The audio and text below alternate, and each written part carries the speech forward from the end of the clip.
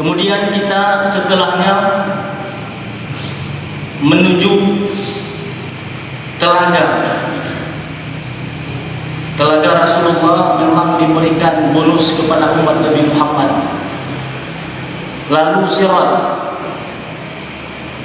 Memang di antara para ulama berbeda pendapat, apakah telaga duluan atau sirat duluan. Ada yang sebahagian mengatakan telaga duluan.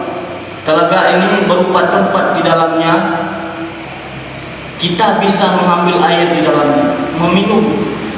Bahkan kata Nabi, barang siapa yang minum sekali daripada telaga Rasulullah, maka dia tidak akan pernah haus selama-lamanya.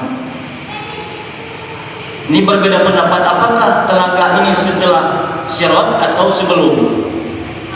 Ada yang mengatakan sesudah. Kenapa sesudah? Dengan pertimbangan bahwa setelah nanti sirat ini perjuangan betul di sini soalnya. Sirat ini perjuangan betul.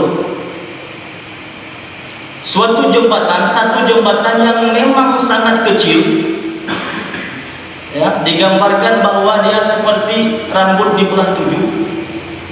Kemudian tajamnya lebih tajam daripada pedang.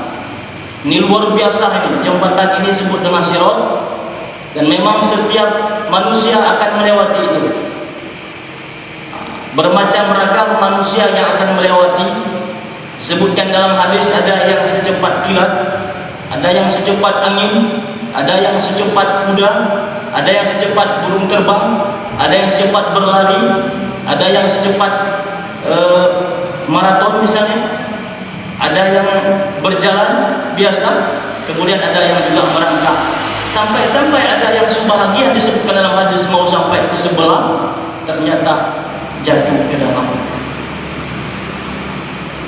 Semuanya itu tergantung daripada amalan kita hidup di dunia.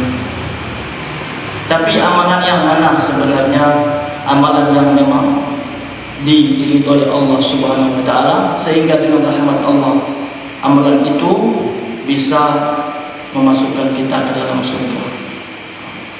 Yang jelas di sana itu semua sebagai umat, semua manusia akan melewati jembatan yang memang sangat luar biasa, penuh perjuangan. Mudah-mudahan kita menjadi orang yang selamat daripada jembatan itu sehingga masuk dalam surga Allah Subhanahu wa taala. Amin ya rabbal alamin. Salawat dan salam kepada Rasulullah SAW, karena memang beliau suri tauladan kita, ya, sehingga kita hari ini bisa menikmati sebahagian, ya, bahkan bisa sepenuhnya daripada perjuangan Rasulullah. Kenapa kami sampaikan sebahagian? Karena memang banyak hal sebenarnya yang telah diberikan contoh dan ajaran Rasulullah, tapi sebahagian kecil hanya bisa mengambil dan menikmatinya. Kenapa? Tergantung dari orang masing-masing. Kalau seandainya ya ayyuhalladzina amanu udkhulu fis-silmi kaffah, ya ayyuhalladzina amanu udkhulu fis-silmi kaffah. Kalau seandainya seseorang itu masuk ke dalam agama Islam secara keseluruhan, maka insyaallah taala wa ma ataakumur rasulu fakhudhuhu wa ma nahakum anhu fantahu. Kalau seandainya betul-betul masuk ke dalam agama dengan sempurna, maka dia akan mengambil ajaran agama itu dengan keseluruhan. Maka kita bilang menikmati ajaran Rasulullah itu dengan sepenuhnya. Sebenarnya kenapa sebahagian mengambil sebahagian? Itu bukan salah Rasulullah. Bukankah al-yawma akmaltu lakum dinakum? Telah sempurna agama Islam ini, ditinggalkan untuk kita, sehingga para sahabat ketika mendengar ayat ini, Abu Bakar menangis sejadi-jadinya. Artinya apa? Selesai sudah Rasulullah menyampaikan wahyu, menyampaikan risalah kepada kita, tinggal kita mengambil atau tidak. Dan kita sewajarnya dan sewajarnya, sepantasnya sebagai umat Nabi Muhammad yang memang bulan ini dikhususkan, diberikan kepada umat Nabi Muhammad SAW. Apa yang harus kita lakukan? Tamu yang mulia, maka kita harus mempersiapkan diri menjemput atau menyambut tamu yang mulia ini. Ikhwani fillah rahimani wa rahimakumullah. Ada beberapa persiapan yang harus kita lakukan ketika menyambut tamu yang mulia. Karena memang kita sebagai umat Islam dianjurkan untuk menyambut tamu ini dengan persiapan yang penuh. Rasulullah bersabda, "Man kana yu'minu billahi wal yawmil akhir falyukrim dhaifahu." Barang siapa yang beriman kepada Allah, yakin beriman kepada Allah, Allah akan memberikan pahala. Allah akan memberikan segala sesuatu yang dia inginkan.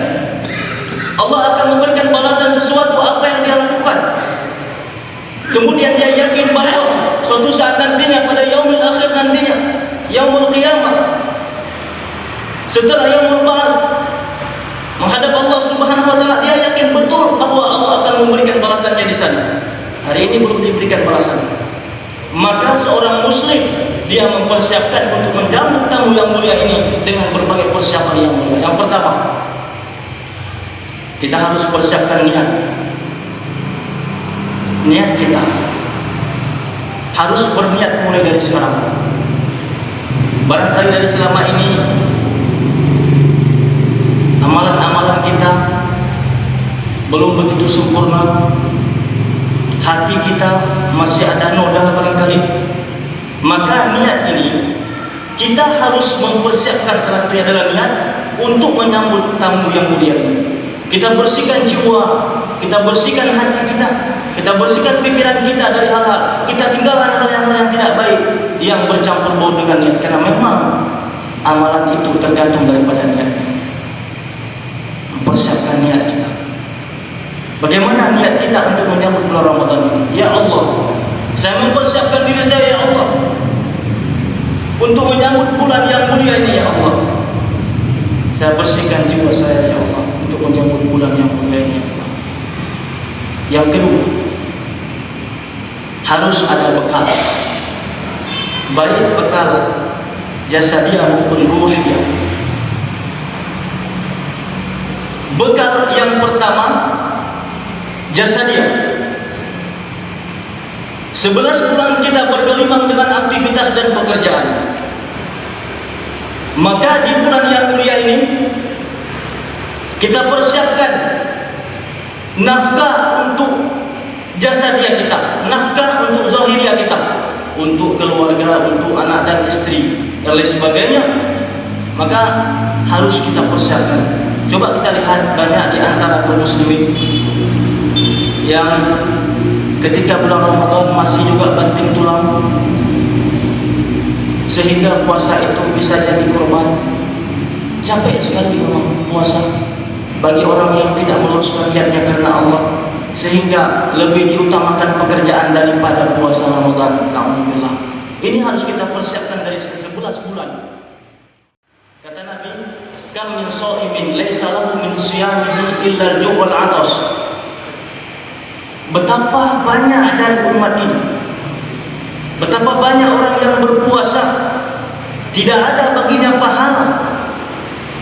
Puasa sebulan penuh tidak ada baginya pahala kecuali hanya menahan lapar dan dahaga saja, hanya menahan lapar dan haus.